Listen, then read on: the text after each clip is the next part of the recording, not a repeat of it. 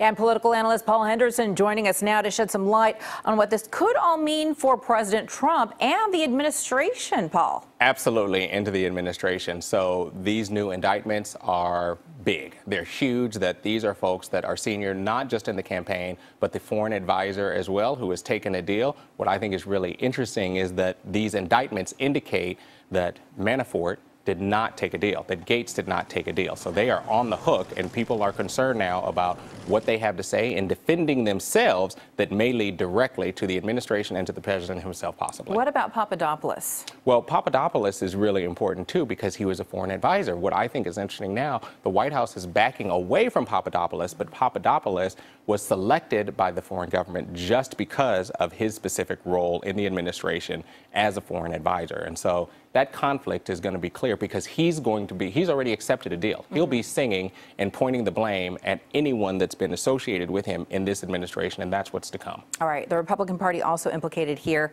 How so, and what happens with them? Well, what happens with them now, they have their own agenda, and so they're about to introduce tax reform. Now, that's really bad given today's news, or this weekend's news, because Papadopoulos and with Manafort and with Gates, you know, the money laundering issue with $75 million at play, that's a lot of money.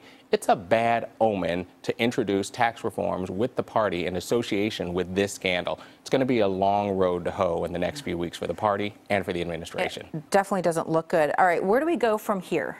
Where we go from here is, I think you'll see the White House distancing themselves more and more, and that is the playbook, and it's also the playbook for the Republican Party. You'll see both of them trying to distance themselves from all of the parties that are indicted and being prosecuted. How bad is this for Trump? I think many people want to know that tonight. I think it's pretty bad in terms of the implications because he doesn't have a place to go. We now have confirmation that someone in his administration, in his foreign policy advisor, has been up to illegal acts and to no good. That's a problem for him. All right, Paul Henderson, our legal analyst. Always good to see you, Paul. Thank you. A real pleasure.